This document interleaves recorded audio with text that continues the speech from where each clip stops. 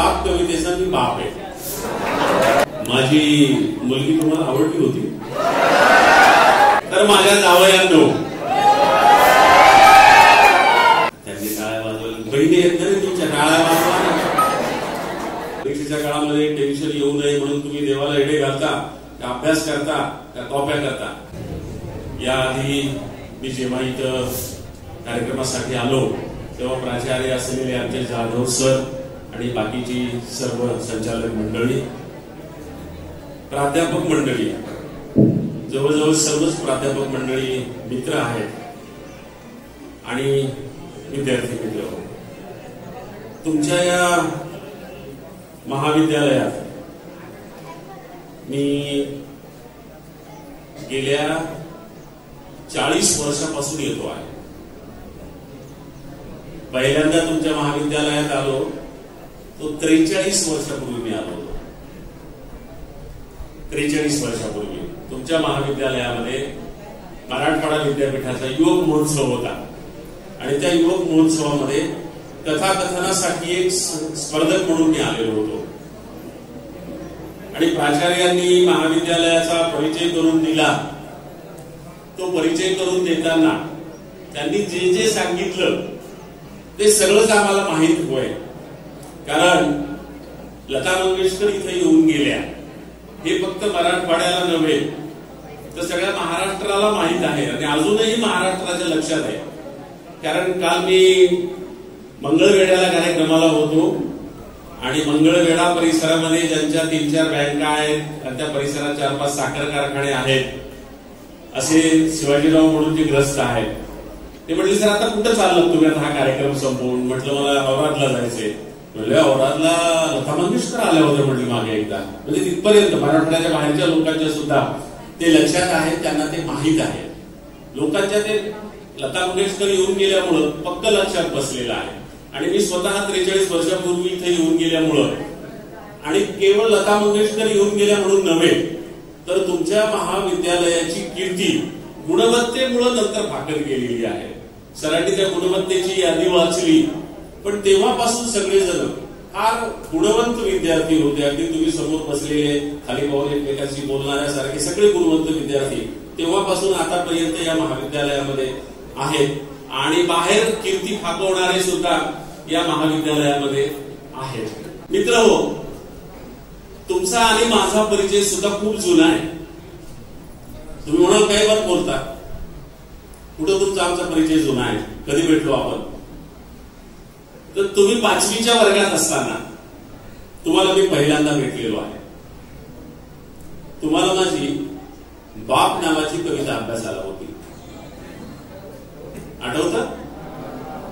शेतामध्ये माझी खोप तिला बोराटीची झाप तिथं राबतो कष्ट तो माझा शेतकरी बाप. आठवते ना कविता? तर त्या बाप कवितेचा मी बाप आहे.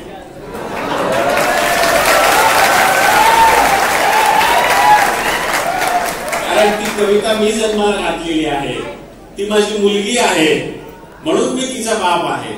आणि कवितेचं नाव पण बाप होतं. त्याच्यामुळं ही कविता पाठ्यपुस्तकात टाकून शासनानं तुमच्याकडे पाठवली होती. तेव्हा तुमचा आणि माझा खरा परिचय तिथं झालेला आहे. आणि तुम्हाला आवडली होती का ती कविता?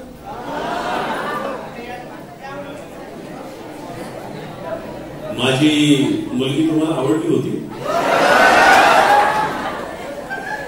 मग तुम्हाला जावई म्हणावं लागेल. जावई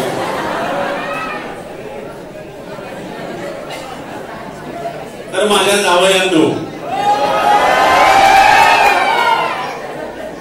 आणि माझ्या लेकींनो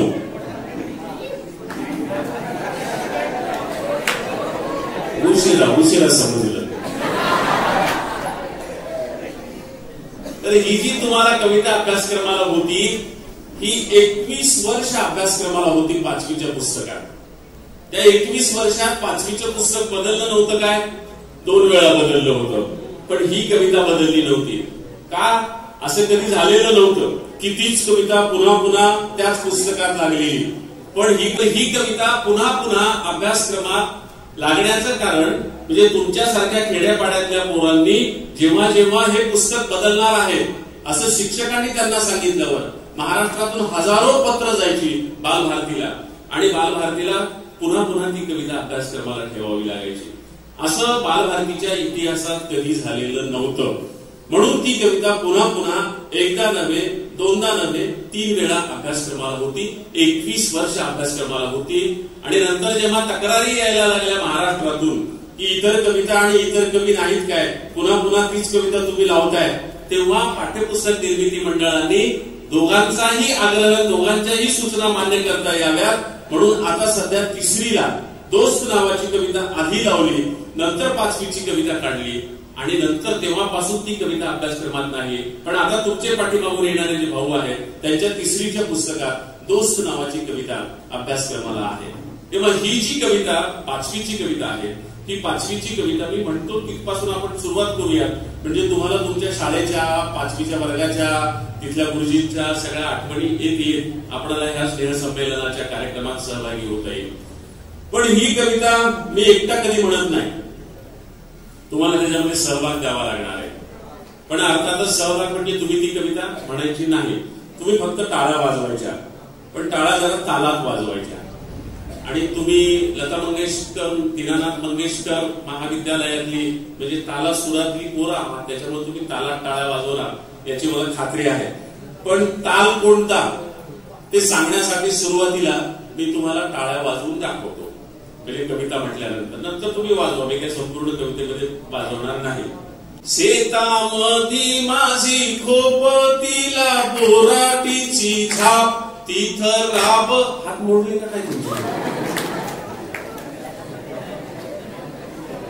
शेतामधी माझी खोपतीला बोराटीची छाप, तिथं राबतो कष्ट तो माझा शेतकरी बाप. शेतामधी माझी खोपतीला बोराटीची छाप, तिथं राबतो कष्ट तो माझा शेतकरी बाप. लेतो अंगावर चिंध्या खातो मिरची भाकर, काळी उसाची पाचट जगा मिळाया साखर.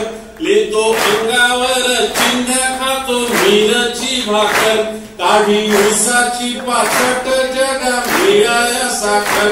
काटा त्याच्याच कपाई त्यानं काय केलं पाप, काटा त्याच्याच कपाई त्यानं काय केलं पाप. शेतामधी माझी खोपतीला बोराटीची छाप, तिथं राबतो कष्ट तो माझा शेतकरी बाप. माझा बाप शेतकरी उभ्या जगाचा पोशिंदा, माझा बाप शेतकरी उभ्या जगाचा पोशिंदा. त्याच्या भाळी गेला राहतो दिस काम धंदा, कष्ट सारे त्याच्या हाती दुसऱ्याच्या हाती माप, कष्ट सारे त्याच्या हाती दुसऱ्याच्या हाती माप. शेतामधी माझी खोपतीला बोराटीची छाप, तिथं राबतो कष्ट तो माझा शेतकरी बाप. बाप फोडी तो लाकड माय पेटविते चुला, बाप फोडी तो लाकड माय पेटविते चुला. घामा मागल्या पिठाची काय सर्व सांगू तुला,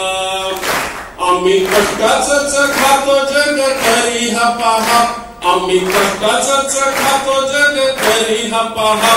शेतामधी माझी खोपतीला बोराटीची छाप, तिथं राबतो कष्ट तो माझा शेतकरी बाप. शेतामधी माझी खोपतीला बोराटीची छाप, तिथं राबतो कष्ट तो माझा शेतकरी बाप. माझा शेतकरी बाप, माझा शेतकरी बाप, माझा शेतकरी बाप, माझा.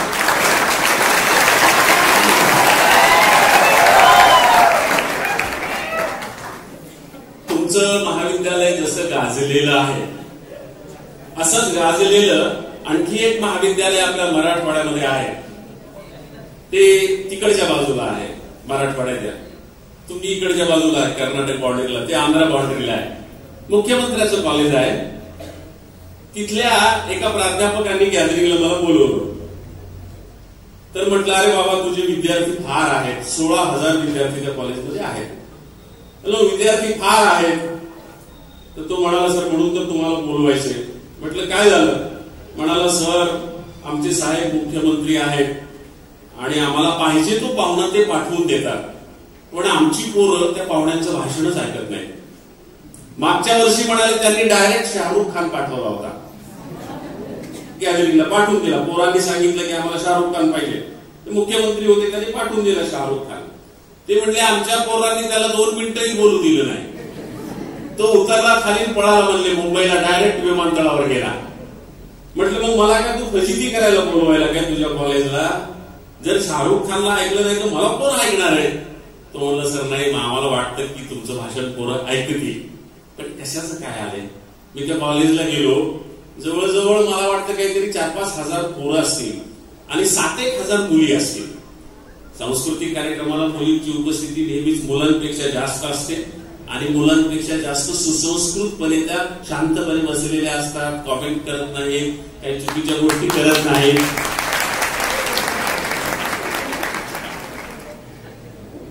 त्यांनी टाळ्या वाजवल्या, बहिणी येत नाही तुमच्या टाळ्या वाजवा.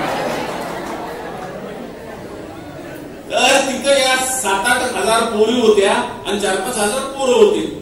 मी सुरुवातीला पाहिलं, प्राचार्य पवार सर तुमच्यासारखे तिथले प्राचार्य होते, ते भाषण करायला उभे राहिले. ते काही पोरं प्राचार्यांना बोलू देणार.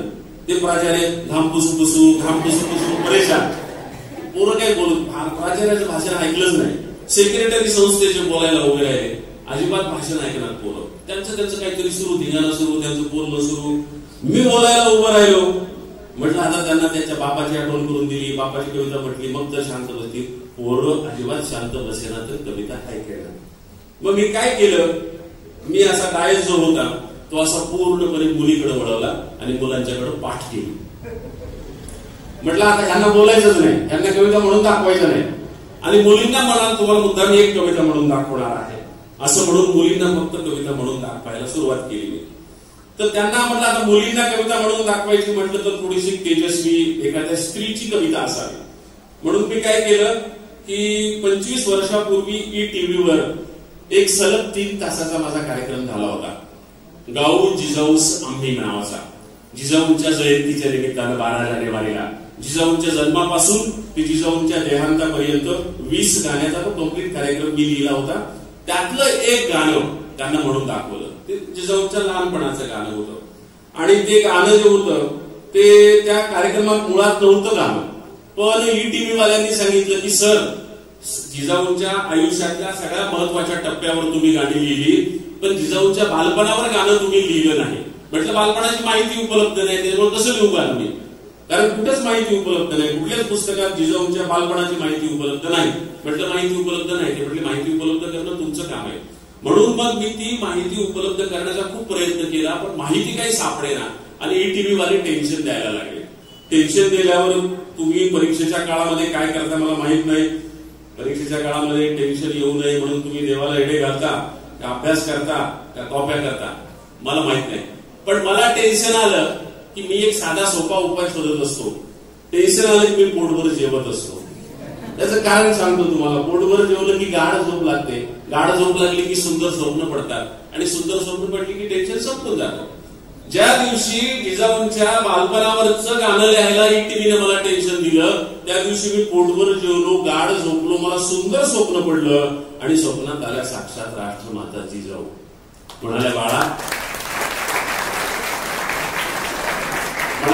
गेल्या अनेक दिवसापासून पाहिले मी स्वर्गातून तू छान छान गाणी माझ्यावर लिहितो आहेस, आज तू टेन्शन मध्ये का? म्हटलं मला तुझ्या लहानपणावर गाणं लिहायचंय आणि माहिती उपलब्ध नाही. म्हणाले एवढंच का? म्हटलं माझ्यासाठी आज तेच मोठं टेन्शन आहे. म्हणाले घे लिहून. मग स्वप्नात त्यांनी त्यांच्या बालपणाची माहिती मला सांगितली, ती मी गाण्यात लिहिली, ती ETVला दिली. ते ETVचं तेव्हा लोकप्रिय गाणं होतं. गाण्याचे शब्द होते एकुलती एक लाडाची लेक जिजाऊ शिकते भालाफेक. जिजाऊच्या बालपणाचं गाणं. आता ह्याच्यामध्ये एकुलती एक असा शब्द आहे. एकुलती एक म्हणजे एकटी असा सगळ्याला तुम्हाला अर्थ माहित आहे. पण मी विशेष अर्थानं या गाण्यामध्ये तो शब्द वापरलाय.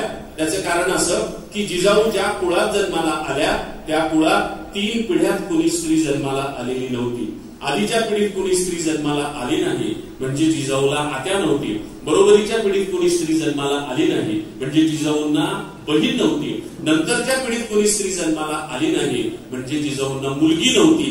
3 पिढ्या एकच स्त्री जन्माला आली म्हणून कदाचित 3 पिढ्यांची स्त्री शक्ती तिच्यामध्ये एकवटली असेल आणि तिने शिवाजी सारखं नररत्न जन्माला घातला असेल. त्या जिजाऊंच्या बालपणाची ही कविता.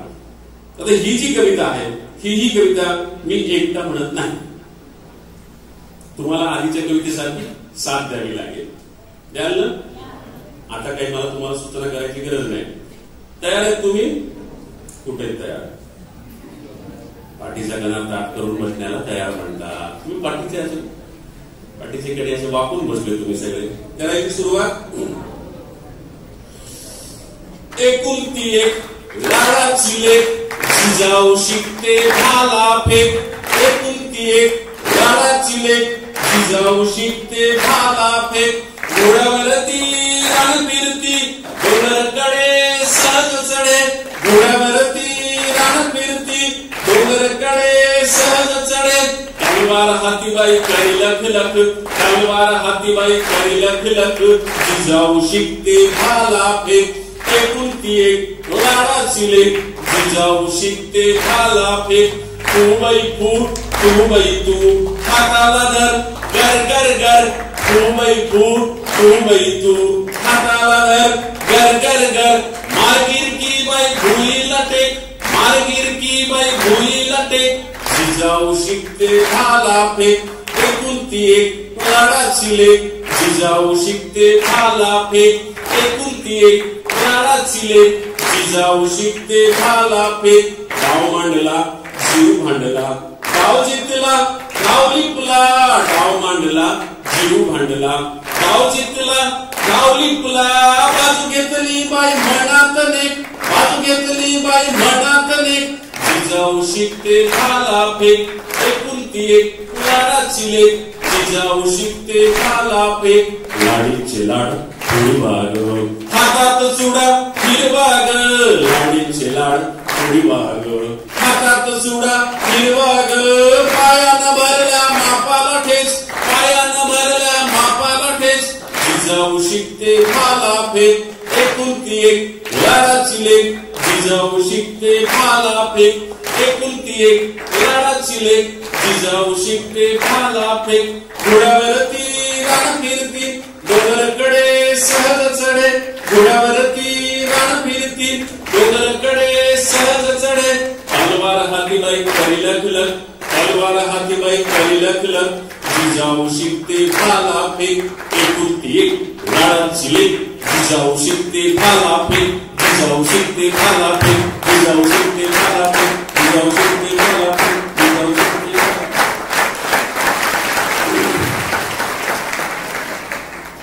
तर तुम्हाला त्या कॉलेजचं मुख्यमंत्र्याच्या कॉलेजचा किस्सा सांगत होतो. त्या किस्स्यात हे गाणं म्हणून दाखवलं तुम्हाला. त्या मुलीनं हे गाणं म्हणून दाखवलं आणि मग मुलांना जरा पश्चाताप झाला. काय माहित नाही त्याच्याकडे पाठ करून उभा होतो ना. पोरांनी घोषणा द्यायला सुरुवात केल्या. जय शिवाजी जय जिजाऊ. जय भवानी जय जिजाऊ. अशा घोषणा द्यायला सुरुवात केल्या आणि टाळ्यांचा ताल पण मुलीसोबत त्यांनी धरला होता. पण मी त्यांच्याकडे दुर्लक्ष केलं. म्हटलं आधीच्या आपल्या कवितेला त्यांनी आपल्याकडे दुर्लक्ष केलं. या कवितेला आपण त्यांच्याकडे दुर्लक्ष करायचं, त्याच्याकडे पाहायचं नाही. पण मग त्यांनी टाळ्या छान वाजवल्या, छानपैकी घोषणा दिल्या. पण घोषणा दिल्याच्या नंतर उत्स्फूर्तपणे त्यांच्यासाठी तिथल्या तिथे मी एक कविता लिहिली की शिवाजी महाराजांचं नाव घ्यायला, जिजाऊंचं नाव घ्यायला आपल्याला काहीतरी योग्यता लागते. कुणी घ्यावं जिजाऊचं नाव, कुणी घ्यावं शिवाजीचं नाव. ज्यांच्या अंगात शिस्त नाही अशा मुलांनी जय भवानी जय शिवाजी म्हणावं, उपयोग काय त्याचा? त्याच्यामुळे त्या मुलांना उद्देशून त्यावेळेस मी उत्स्फूर्तपणे कविता लिहिली होती.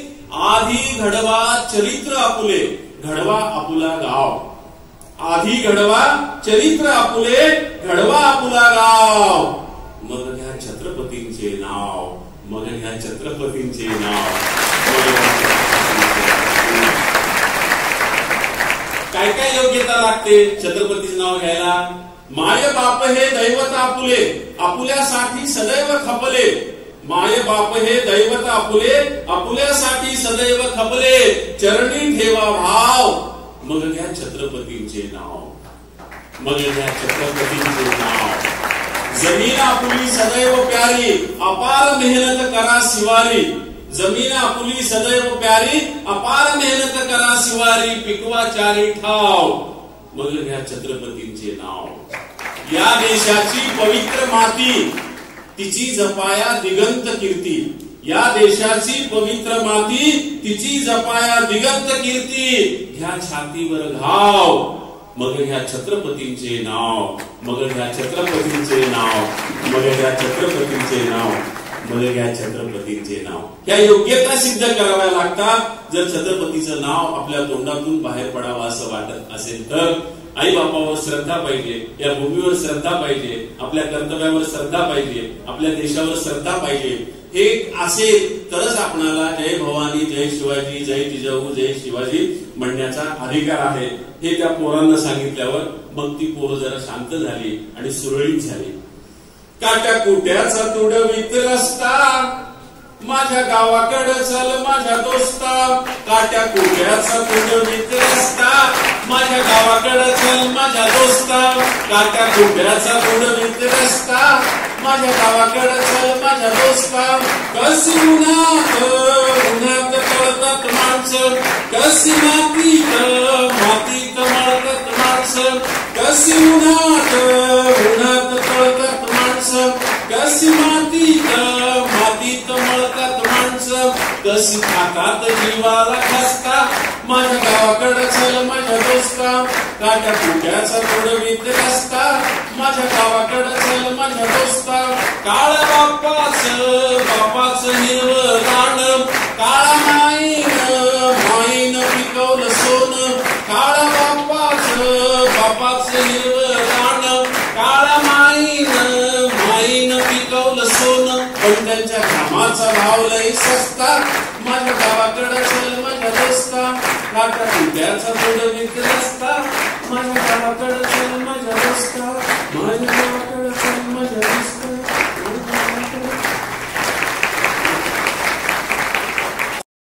संपली नाही, मी मुद्दाम थांबलो.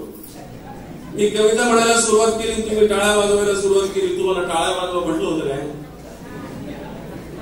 मग का वाजवल्या टाळ्या? पाठीमागून प्राचार्यांनी वाजवलं.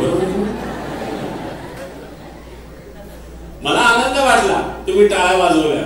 अरे हीच कविता मी मुंबईला श्रीमंत मुलांच्या शाळेत म्हणत होतो, तर तिथल्या पोरांनी तुमच्यासारख्या उत्स्फूर्तपणे टाळ्या नाही वाजवल्या. किती श्रीमंत मुलांची शाळा, तर या देशातल्या सगळ्यात मोठ्या उद्योगपतीनं काढलेली ती शाळा होती. 15 वर्षापूर्वी मी त्या शाळेत गेलो तेव्हा तिथल्या पहिलीच्या वर्गाची फीस 15 लाख रुपये होती. पुढची मला माहित नव्हती. तर ती एका उद्योगपतीने काढलेली शाळा होती. ती काय आपल्या या सगळ्या गुरुजी लोकांनी काढलेली जी शाळा आहे, इथल्या सगळ्या मंडळींनी, बेंगोले सरांसारख्यानी यांनी ते ह्या मलांडे सर गुरुजींनी काढली. तशी संस्था थोडीच होती ती. गोरगरिबांच्या पोरांसाठी काढलेली, श्रीमंतांच्या मुलांसाठी काढलेली संस्था होती. तिथं कोणाची मुलं जाणार? तुमचे माझे भाऊ बहीण जाऊ शकत होते का त्या शाळेत? तर तिथं कोणाची मुलं? मी चौकशी केली तर तिथं फक्त आमदार, खासदार, बिल्डर, डाकू, गुंड, तस्कर अशा लोकांचीच मुलं होती. मी चौकशी केली, तू कोणाचा मुलगा, तुझा बाप काय करतो, तुझा कोणाचा मुलगा, तुझा बाप काय करतो. तर माझ्या लक्षात आलं की आमदार, खासदार, बिल्डर आणि डाकू, गुंड, तस्कर यांचीच मुलं आहेत. तुमच्या माझ्यासारखी सामान्य गोरगरिबांची मुलं नाहीये. मग इतक्या श्रीमंत मुलांच्या शाळेमध्ये माझ्यासारख्या फाटक्या शेतकऱ्यांवर कविता लिहिणाऱ्या कवीला कशाला बोलावलं असा मला प्रश्न पडला. तर तिथं सावंत नावाचे कोकणातून ग्रामीण जीवनातून आलेले प्राचार्य होते. त्यांना असं वाटलं की या श्रीमंत मुलांना सामाजिक जाणीवा नाही, म्हणून त्यांना यावर्षी शेतकरी आत्महत्या करतात जास्त, तर आपल्याला शेतकऱ्याचे प्रश्न त्यांच्यापर्यंत पोहोचवण्यासाठी या वर्षीच्या गॅदरिंगचं थीम शेतकरी घेऊया. म्हणजे असे काही कॉलेजेस आहेत की ते त्यांच्या गॅदरिंगचं थीम ठरवतात आणि सगळे कार्यक्रम त्या थीम भोवती सादर करतात. सगळे कार्यक्रम म्हणजे गाण्याचे स्पर्धा असतील, सगळी गाणी त्या विषयावरची, नाट्य स्पर्धा असेल, सगळी नाटकं त्या विषयावरची, वक्तृत्व स्पर्धा असेल त्या विषयावरचं, नृत्य स्पर्धा असतील त्याच विषयावरच्या आणि गॅदरिंगला पाहुणा बोलवायचा त्याच विषयावरचा. तर सावंत सरांनी त्या वर्षी शेतकरी ही थीम ठेवली होती त्यांच्या गॅदरिंगची. म्हणून त्यांनी तेव्हा नारायण सुर्वे सारखा कवी जिवंत होता. त्यांनी सुर्वेंना विचारलं की आमच्या गॅदरिंगची थीम यावर्षी अशी निवडली, कोण कवी बोलवावा आम्ही. तर सुर्वे म्हणाले इंद्रजितनं सगळ्यात जास्त शेतकऱ्यांच्या आत्महत्येवर कविता लिहिल्या, तुम्ही इंद्रजितला बोलवा. म्हणून मला बोलवलं होतं, म्हणून मी गेलो होतो, म्हणून मी शेतकऱ्याच्या दुःखाची कविता म्हणत होतो. पण तिथल्या मुलांनी तुमच्यासारख्या उत्स्फूर्तपणे टाळ्या वाजवण्याच्या ऐवजी तिथली मुलं हसायला लागली. म्हटलं काय झालं बाळा, कशामुळे हसताय तुम्ही? ते म्हणले तुम्ही काय कविता म्हटली? म्हटलं काळ्या बापाचं हिरवं रानं, काळ्या माईनं पिकवलं सोनं, त्यांच्या घामाचा भाव लय सस्ता, माझ्या गावाकडे चल माझ्या दोस्ता. म्हटलं म्हणून तर आम्ही हसलो. म्हटलं काय झालं? म्हणले तुमचा बाप काळा आहे काय? काळ्या बापाचं हिरवं रानं अशी ओळ होती, तुमचा बाप काळा आहे का? म्हटलं हो रे बाळा, माझा बाप काळा आहे. पुढची ओळ होती काळ्या माईनं पिकवलं सोनं. म्हणलं तुमची आई पण काळी आहे का?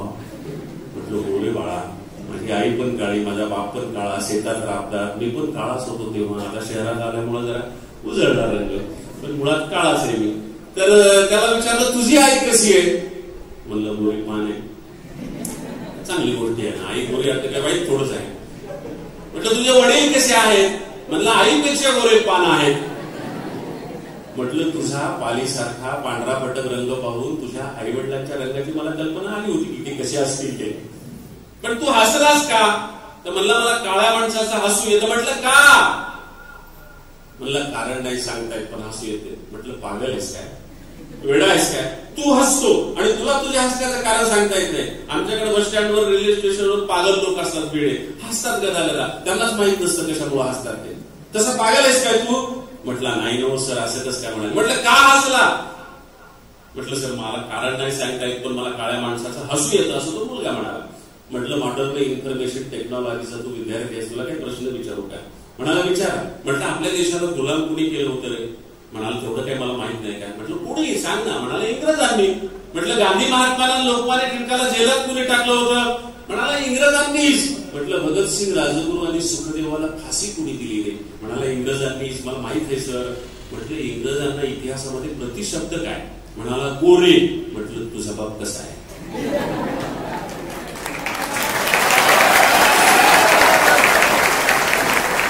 म्हटला गोरा. म्हटलं इंग्रज गोरे. म्हणाला हो. म्हटलं तुझा बाप गोरा. म्हणाला हो. म्हटलं इंग्रज देशाचे कोण होते? म्हणाला शत्रू. म्हटलं तुझा बाप कोण? इथं मुंबईमध्ये मंत्रालयात, सचिवालयात, एसी मध्ये, ऑफिस मध्ये बसून भ्रष्टाचार करून या देशाला फसवून तुझी 15 लाख रुपये फीस भरणारा तुझा बाप या देशाचा कोण आहे? त्याला मान्य करावं लागलं तर्कानं की या देशाचा तो शत्रूच आहे, कारण या देशाचा भ्रष्टाचार करून तो मला शिकवतोय. शत्रू. म्हणलं पुढचा प्रश्न. म्हणला काय? म्हणलं शत्रूला हसाव का मित्राला हसाव? म्हणला प्रश्नच नाही, शत्रूलाच हसाव. म्हटलं मग तुझ्या बापालाच हस, हस तुझ्या बापाला. त्याचा चेहरा नाराज झाला. म्हटलं का रे बाळा नाराज दिसायला? म्हटलं तुम्ही माझ्या वडिलांचा अपमान करायले. म्हटलं तू आधी माझ्या काळ्या शेतकरी बापाला हसलास तेव्हा माझ्या बापाचा अपमान झाला हे तुझ्या लक्षात नाही आलं का रे? आणि तुला कुणी सांगितलं म्हणलं गोऱ्या रंगाचं महत्व? आमच्या परभणीकडं किंवा औरंगाबाद शहाजारीकडं एखाद्या छोट्याशा गावात ये आणि गोऱ्या माणसाला काय म्हणतात ऐक. म्हणलं काय म्हणतात? म्हणलं चावडीवर 4 माणसं बसलेली असली आणि शहरातून एखादा गोरा पान माणूस येऊ लागला ते माणसं म्हणतात काय गोरं दिसायले, एखाद्या बाळातीन बाई सारखं. तो म्हणला असं का म्हणतात? म्हटलं त्याला कारण आहे. म्हटलं काय? म्हटलं आमच्याकडे फक्त बाळांतीन बाया गोऱ्या दिसतात. म्हटलं कसं काय? म्हटलं मी स्वतः पाहिलं. माझी आई जेव्हा माझ्या सगळ्यात लहान भावंडाला जन्म द्यायला बाळंतिणीच्या खोलीत गेली तेव्हा आतमध्ये जाताना माझी आई काळी होती. आई बाळंत झाली. 15-20 दिवस त्याच खोलीत राहिली. तिला कुणी बाहेर येऊ दिलं नाही, आम्हाला कुणी आत जाऊ दिलं नाही. 3 आठवडे म्हणजे 3 वार झाल्यानंतर आई हातामध्ये बाळ घेऊन त्या बाळंतिणीच्या खोलीतून बाहेर आली. आई गोरी पान, तिच्या हातातलं बाळ गोरं पान. आईनं आमच्या बरोबर शेतात काम करायला सुरुवात केली. 8 दिवसात आई काळी, तिच्या हातातलं बाळ काळं. तो म्हटलं असं का होतं? म्हटलं मॉडर्न इन्फॉर्मेशन टेक्नॉलॉजीचा विद्यार्थी तू आहेस, त्याच्यामुळे तुला कळायला पाहिजे माणूस गोरा का होतो, काळा का होतो. म्हटलं मी तुला जे सुरुवातीला म्हणालो ना की तुझा पालीसारखा पांढरा फटक रंग पाहून तुझ्या आईवडिलांच्या रंगाची कल्पना आली तेव्हाच तुला कळायला पाहिजे. म्हटलं कसं काय? म्हटलं पाल कुठं असते? म्हटलं घरात असते. म्हणलं घरात कुठं असते? म्हणलं भिंतीवर किंवा छतावर असते. म्हटलं तिला ऊन लागतं काय? म्हणाला नाही. म्हटलं पाऊस लागतो काय? म्हणाला नाही. म्हटलं मातीचा स्पर्श होतो काय? म्हणाला नाही. म्हटलं काटा मोडतो काय? म्हणाला नाही. म्हटलं ऊन, वारा, माती, पाऊस ही काय आहेत रे? म्हणाला पंचतत्व. म्हटलं पंचतत्व म्हणजे काय? म्हणाला ईश्वराची रूप. म्हटलं या ईश्वराच्या रूपापासून दूर गेला की माणूस गोरा होतो आणि ईश्वराच्या रूपाजवळ उन्हात आला, मातीत आला की माणूस काळा होतो.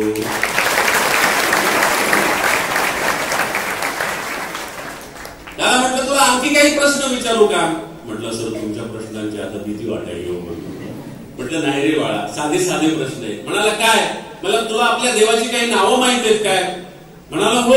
म्हटलं सांग बरं. म्हणाला राम आहे. म्हटलं बरोबर आहे. म्हणाला कृष्ण आहे. म्हटलं करेक्ट आहे. म्हणाला विठ्ठल आहे. म्हटलं परफेक्ट आहे.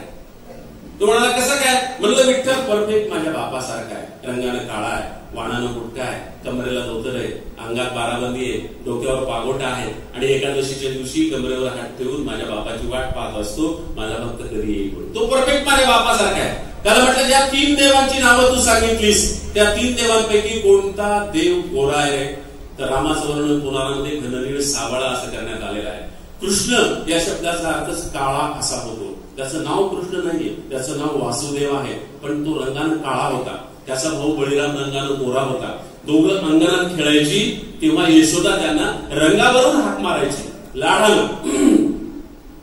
बळीरामाला म्हणायची एक गोऱ्या इकडे ये, आणि ह्याचं नाव वासुदेव होतं. याला म्हणायची एक काळ्या इकडे ये. संस्कृत मध्ये काळ्या म्हणायचं असेल तर कृष्णा म्हणावं लागतं. कृष्णा शब्दाचा अर्थ काळ्या, त्यालाच आपण श्री लावलं. श्रीकृष्ण म्हणजे श्री काळ्या असा त्याचा सरळ सरळ अर्थ आहे.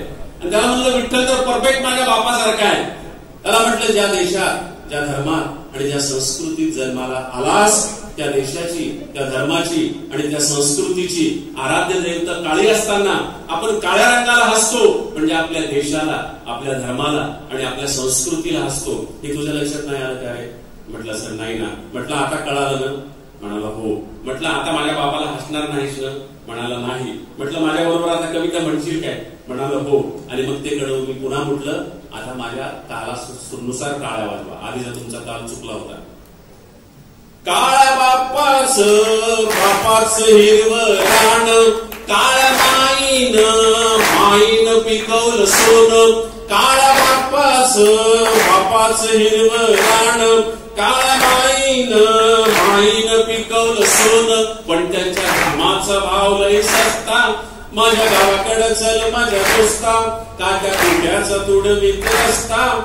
माझ्या गावाकडं चल माझ्या दोस्ता, माझ्या गावाकडं चल माझ्या दोस्ता, माझ्या गावाकडं चल माझ्या. त्याला म्हटलं तुला गोड खायला आवडतं का कडू रे? म्हटलं सर असा काय प्रश्न विचारायला सर, कुणाला कडू आवडत असतं का कधी? म्हटलं तुला गोड पदार्थ आवडतात ना? म्हणाला हो. म्हटलं गोड पदार्थ कशापासून तयार होतात? म्हटलं साखरेपासून. म्हटलं साखर कुठून येते? म्हणलं डब्यातून. मुंबईतला मुलगा शेतात कुठं काय पिकतं माहित नाही, साखर कुठून येते? डब्यातून. म्हणलं डब्यातून येत नाही, त्याच्या आधी दुकानात असते. म्हटलं माहित आहे मला. म्हटलं दुकानातून येत नाही, त्याच्या आधी साखर कारखान्यात तयार होते. म्हटलं ते पण मला माहित आहे. म्हटलं साखर कारखान्याच्या आधी ही साखर कुठं असते? म्हटलं कशी असेल, तिथंच तर तयार होते. म्हटलं नाही, साखर कारखान्याच्या आधी ही साखर माझ्या बापाच्या शेतात ऊस नावाच्या वनस्पतीच्या रूपात उभी असते. तिला तलवारीसारखी दोन्हीकडून 2 पानं असतात. त्याला आम्ही पाचट म्हणतो.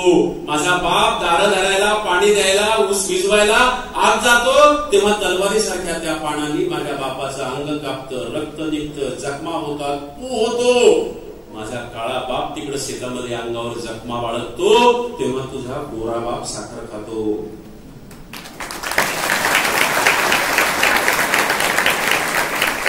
इथ डब्यात तुला साखर लागते गोड, तीथ शेतात माझ्या बापाच्या हाताला फोड. इथ डब्यात तुला साखर लागते गोड, तीथ शेतात माझ्या बापाच्या हाताला फोड. पण भाव करतो त्याला न पुसता, माझ्या गावाकडं चल माझ्या दोस्ता, काट्या कुट्याचा तुडवीत रस्ता. माझ्या गावाकडं चल माझ्या दोस्ता, जेव्हा दुष्काळ गिरट्या घाली, तेव्हा गावाला कुणी नवाली.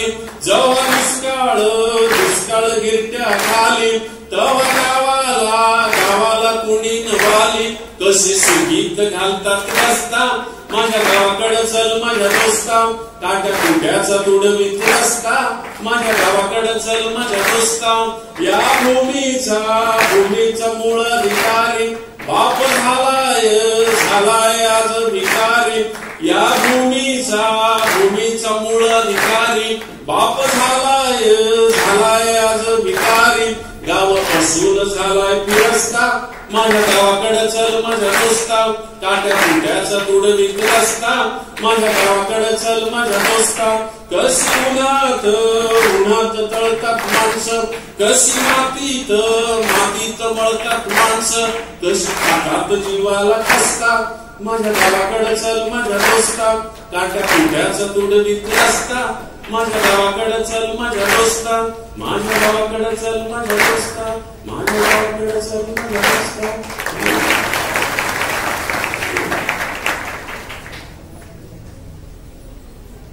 जेव्हा 25 वर्षापूर्वी तुमच्या कॉलेजच्या गॅदरिंगचा पाहुणा म्हणून मी आलो होतो, तेव्हा मी ही कविता म्हटली, तर ती कविता आम्ही अजून विसरलो नाही असं आम्हाला शर्मा ताईंनी सांगितलं. शर्मा ताई म्हणजे तुमच्याकडच्या प्राध्यापक असलेल्या आमच्या ताई इकडे बसलेल्या आहेत. त्यांचा भाऊ रणजित माझा वर्ग मित्र होता. तुमच्या कॉलेजची बरीच मुलं, आपले अध्यक्ष आहेत, त्यांचा मला वाटते भाचा विलास पाटील, तो माझा वर्ग मित्र होता. आम्ही तिथं विद्यापीठात शिकायला होतो. तर त्याच्यामुळे 25 वर्षापूर्वी जेव्हा मी इथं गॅदरिंगला आलो तुमच्या, तेव्हा मी ही कविता म्हटलेली. ती आल्या आल्या मला शर्मा ताईंनी ती आठवण करून दिली, म्हणून मुद्दाम तुमच्या पिढीला पण ही कविता माहीत व्हावी, कारण 25 वर्षापूर्वीच्या पिढीला ती माहीत होती, पण तुमच्या नव्या पिढीला पण ती माहीत असावी म्हणून मुद्दाम म्हणून दाखवली. आणि तुमचे आभार. माझं म्हणणं ऐकलं, नाहीतर आपापसात बोलणं, कोपरे मारणं, कुजबुज सुरू होती. एकदम शांत झाले. तुमचे खूप आभार. आणि तुमच्यासाठी मग आता मुद्दाम एक खास कविता, जी कविता मी सगळीकडे म्हणून दाखवत नाही, फक्त तुमच्यासारखी सुसंस्कृत मुलं समोर बसलेली असली तरच मी त्यांना म्हणून दाखवतो.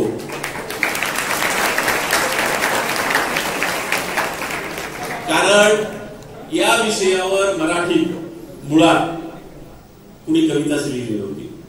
मी लिहिली, त्यानंतर 2 कवींनी त्या विषयावर कविता लिहिली. विषय जरा अवघड होता. सगळे घाबरायचे की या विषयावर कविता लिहावी का नाही लिहावी. कुणीच लिहिली नाही. मला वाटलं लिहावी. मी लिहिली. कवितेचं नाव आहे नहान. मुलगी वयात आली की तिला नहान आलं असं म्हणतात ग्रामीण भागामध्ये. मुलगी वयात आली की तिला नहान आलं असं म्हणतात. तो विषय आहे. म्हणजे मी भीतीच कविता लिहिली बरं, या विषयावर लिहावी का नाही. आणि म्हटलं चांगल्या माणसांच्या समोर एकदा आपण ही कविता म्हणूया, टेस्ट करूया. ते जर म्हणाले की चांगली ही कविता म्हणत जा तरच आपण ती म्हणूया, नाहीतर ही कविता म्हणायची नाही. मग एकदा काय झालं, मुंबईला डॉक्टर श्रीखंडे, त्यांचं मोठं हॉस्पिटल आहे, राष्ट्रपतीचं ऑपरेशन करायचे ते, आणि राष्ट्रपतीचे सल्लागार डॉक्टर होते. त्या डॉक्टर श्रीखंडेच्या हॉस्पिटलच्या उद्घाटनाला कवी संमेलनामध्ये वसंत बापटांच्या अध्यक्षतेखाली कवी संमेलन होतं. तर मी एक सहभागी कवी होतो. म्हटलं इथं सगळे डॉक्टर आहेत, सगळे जीवशास्त्रज्ञ, जैविक गोष्टींची माहिती असणारे आहेत. ही जैविक गोष्ट आहे, तर आपण त्यांच्या समोर एकदा ही कविता टेस्ट करूयात, म्हणूयात. आणि त्यांनी सांगितलं की चांगली कविता आहे तर पुन्हा म्हणूयात, नाही तर म्हणायची नाही. मी ती कविता म्हटली. दुसऱ्याही काही कविता म्हटल्या. सगळ्यांनी बाकीच्या कवितांचं कौतुक केलं, पण या कवितेचा कोणी विषयच काढेना. मला वाटलं बहुतेक लोकांना कविता आवडली नाही, म्हणून मी स्वतःहून विचारलं ही कविता कशी वाटली. ते म्हणाले हा काय कवितेचा विषय आहे काय. म्हटलं आता हे कविता आपण कुठेही म्हणायची नाही. तरी 20 वर्षापूर्वी लातूरला दयानंद कॉमर्स कॉलेजला हिंदीचे प्राचार्य गिल्डासर होते. गिल्डासर प्राचार्य होते. तेव्हा त्या कॉलेजच्या गॅदरिंगला त्यांनी मला बोलवलं. तिथे गेल्याच्या नंतर असेच तुमच्यासारखे सुसंस्कृत मुलं समोर बसलेली होती. म्हटलं आता यांच्या समोर टेस्ट करू. ज्या वयातल्या मुलींवर आपण कविता लिहिली त्या वयातल्या मुलींच्या समोर आपण ही कविता म्हणून दाखवू. त्या जर म्हणाल्या की ठीक आहे, चांगलं आहे, तर आपण ही कविता पुन्हा कुठं म्हणायची, नाहीतर म्हणायची नाही. कार्यक्रम संपला. गिल्डासर मला हॉटेल ब्रिज मध्ये जेवायला घेऊन गेले. आमचं जेवण झालं आणि जेवण करून आम्ही वेटिंग रूम मध्ये आलो त्या हॉटेल ब्रिजच्या. तर 15-20 मुली येऊन थांबलेल्या होत्या. म्हटलं आला मुलींचा मोर्चा आपल्यावर आता. याची काही कविता तुम्ही म्हटली गॅदरिंगला म्हणून. मी भीतभीतच त्या मुलींच्याकडे गेलो, प्राचार्य आणि मी. तर त्या मुलींनी उठून सगळ्यांनी माझं अभिनंदन केलं. म्हटलं माझं अभिनंदन कशासाठी बाळालो? त्या म्हणाल्या, सर आमच्या आयुष्यातल्या एवढ्या नाजूक प्रसंगावर एकाही कवयित्रीनं आतापर्यंत कविता लिहिली नाही. तुम्ही पुरुष असून आमचं नेमकं मर्म तुम्ही हेरलं, म्हणून आम्ही तुमचं अभिनंदन करायला आलो. तेव्हापासून अशी सुसंस्कृत मुलं असतील तर ती कविता मी म्हणून दाखवत असतो. कवितेचं नाव आहे नहान. कविता आहे 7 कडव्यांची. पण 7 कडव्यांची म्हणजे खूप मोठी दीर्घ अशी नव्हे. प्रत्येक कडवं फक्त एकाच ओळीचे, म्हटलं तर 7च ओळींची आणि म्हटलं तर 7च कडव्यांची कविता आहे. मुलगी वयात येते तेव्हा घरात घडत गेलेल्या घटनांची नोंद आहे. जसं मी माझ्या आईच्या बाळणपणावरून तुम्हाला काळ्या गोऱ्याचा किस्सा सांगितला, तसं हे माझी बहीण जेव्हा वयात आली तेव्हा घरात घडत गेलेल्या घटनांची नोंद फक्त या कवितेमध्ये आहे. मुलगी वयात आली म्हणजे बापाला काय वाटतं, मुलगी वयात आली म्हणजे आईला काय वाटतं, आपली बहीण वयात आली म्हणजे भावाला काय वाटतं. जे एक मोठा भाऊ असतो त्याला कळतं आपली बहीण वयात आलेली आहे, त्याचा दृष्टिकोन वेगळा असतो. एक लहान भाऊ असतो त्याला कुणी सांगत नाही, पण एवढं सांगतात, ताईला कावळा शिवलाय, तिला शिवू नकोस असं सांगतात त्या मुलाला. त्याला कुणी काही समजून सांगत नाही. तो म्हणतात कालपासून मी ताई सोबतच होतो, कधीच ताईला कावळा शिवला नाही, हे असं का म्हणता येतो. त्याला कुणी सांगत नाही. तर त्याचं विधान वेगळं आहे, म्हणजे त्याच्याविषयी त्याचं एक भाष्य आहे. आणि शेवटी घरात एक वहिनी आहे जी या प्रक्रियेतून आली, जिला आपल्या ननंदेला या प्रक्रियेतून पुढे न्यायचंय, तिची एक प्रतिक्रिया आहे.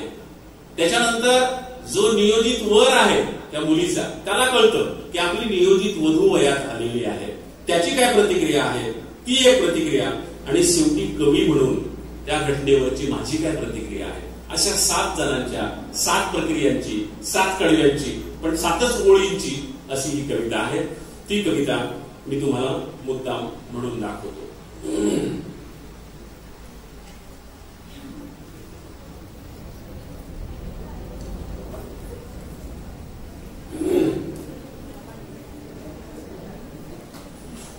अशी आहे कविता. आलं लहान पहिला ऋतू, माईचं दूध चाललं उतू. आलं लहान पहिला ऋतू, माईचं दूध चाललं उतू. बापाला जेव्हा कळाली मात, चाफ्याला आला जाईचा वास. बापाला जेव्हा कळाली मात, चाफ्याला आला जाईचा वास. भाऊ म्हणितो बहीण बाई, मोठा भाऊ, भाऊ म्हणितो बहीण बाई, घराबाहेर जायच नाही. झाला नाराज लहान भाऊ, तुलाच कसा शिवतो काऊ. झाला नाराज लहान भाऊ, तुलाच कसा शिवतो काऊ. वहिनी म्हणे नाहू घालीते, वहिनी म्हणे नाहू घालीते, साय साखर खाऊ घालीते. फुल झालेली पाहून कळी, त्याच्या गालावर फुलली खळी. फुल झालेली पाहून कळी, त्याच्या गालावर फुलली खळी. तिची जखम सोन्याची झाली, तिची जखम सोन्याची झाली. ओली जमीन पुण्याची झाली. आलं नहान पहिला ऋतू, माईचं दूध चाललं उतू. बापाला जेव्हा कळाली मात, चाफ्याला आला जाईचा वास. भाऊ म्हणितो बहीण बाई, घराबाहेर जायच नाही. झाला नाराज लहान भाऊ, तुलाच कसा शिवतो काऊ. वहिनी म्हणे नाहू घालीते, साय साखर खाऊ घालीते. फुल झालेली पाहून कळी, त्याच्या गालावर खुलली खळी. तिची जखम सोन्याची झाली, ओली जमीन पुण्याची झाली. ओली जमीन पुण्याची झाली.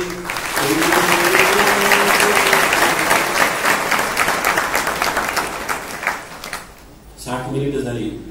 किती वेळ बोलायचं? 1 तास झाला मी बोलायला त्याला. कंटाळा तर तुम्ही नाही कंटाळा? भूक लागली असेल ना?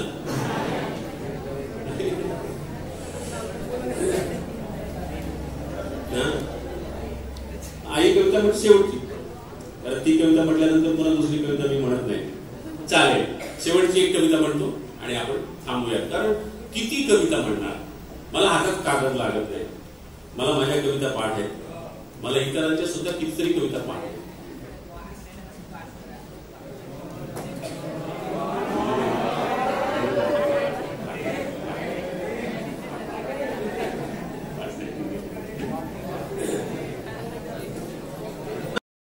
पाठांतर फार आहे.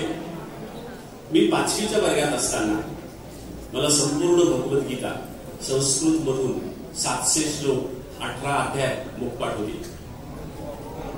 5वीच्या वर्गात असताना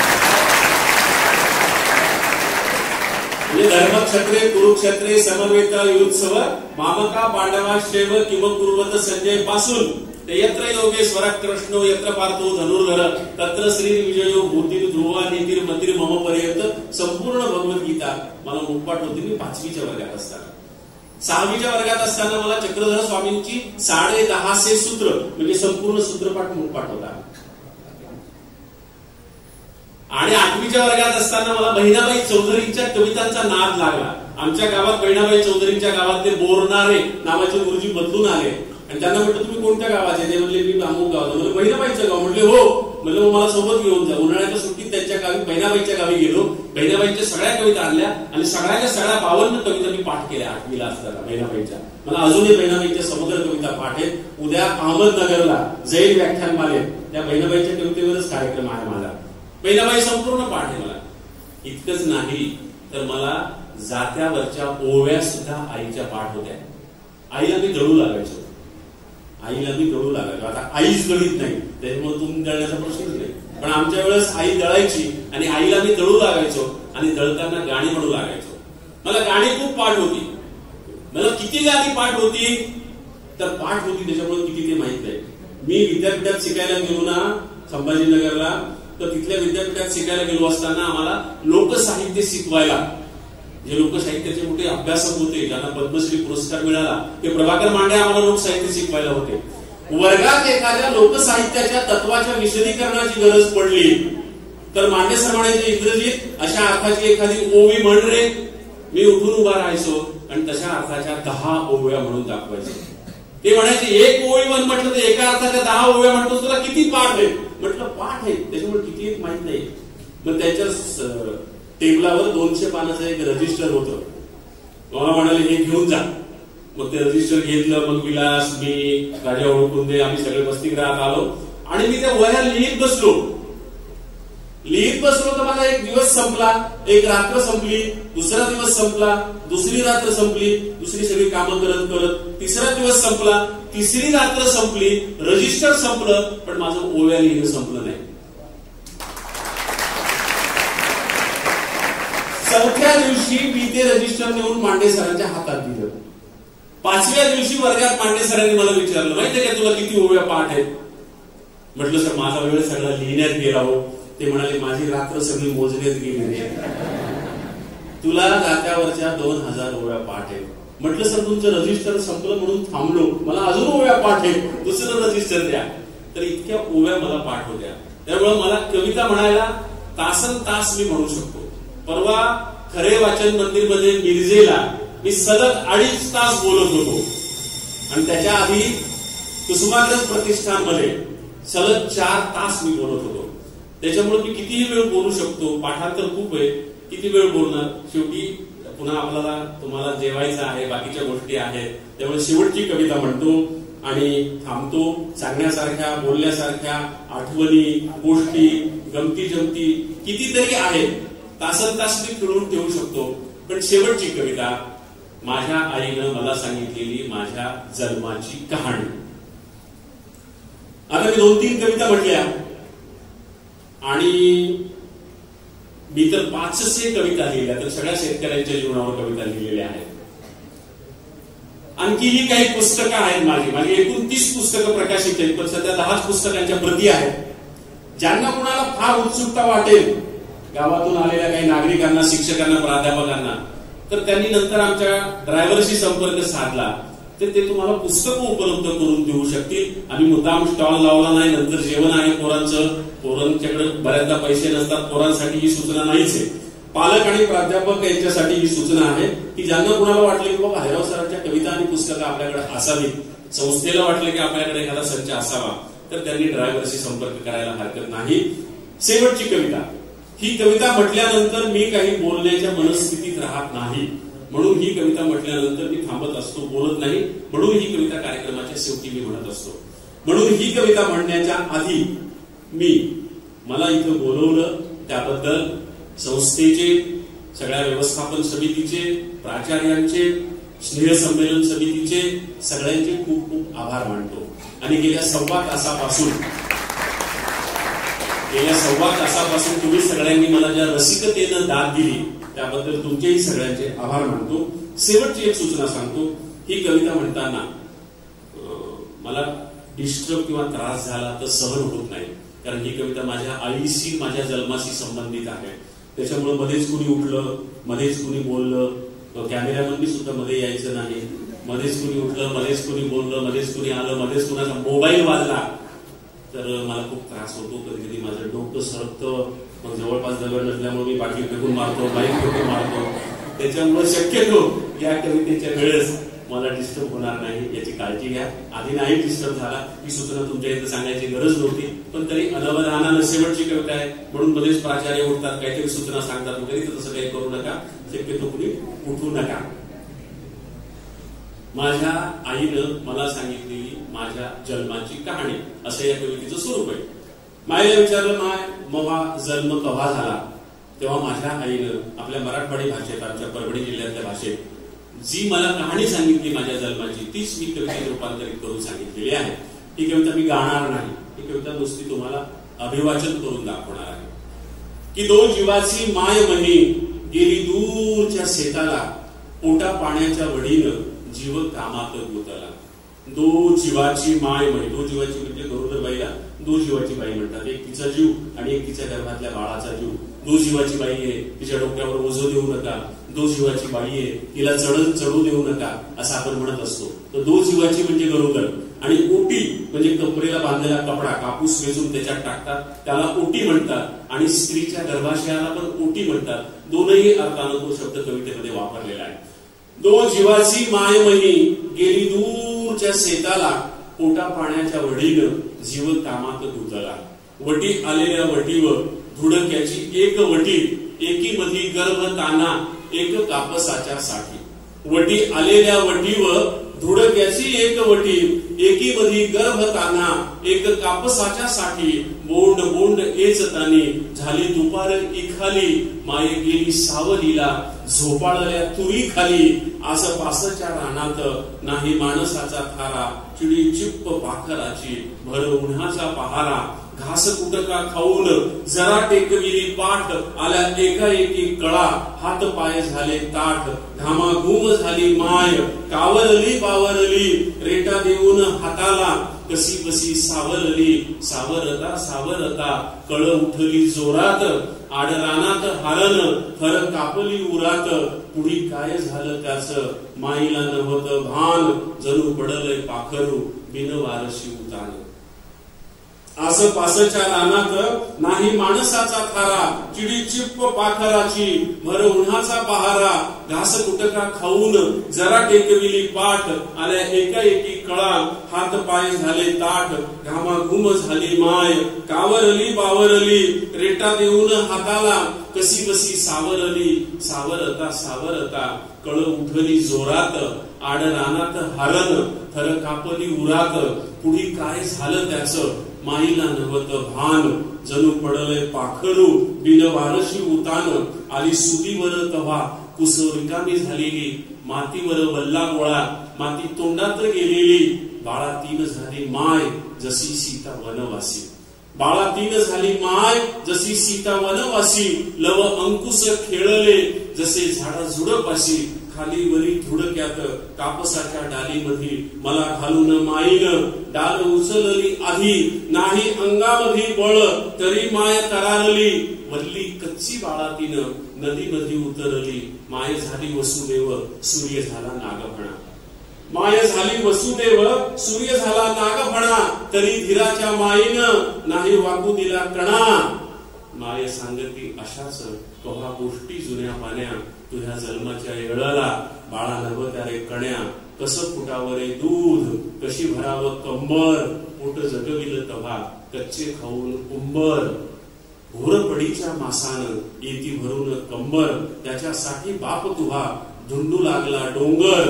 असा झाला तुहा जन्म झाली सगळ्याची दैना, असा झाला तुहा जन्म झाली सगळ्याची दैना. काय सांगू एक एक तुझ्या जन्माची कैना. भर उन्हात जन्मलास माती तोंडात घेऊन, भर उन्हात जन्मलास माती तोंडात घेऊन. वाढलास एवढा तू धान मातीचं खाऊन.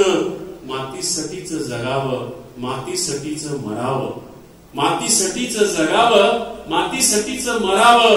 बाळा माती लई थोर तिला कसं इसरावं. बाळांनो माती लई थोर तिला कसं इसरावं.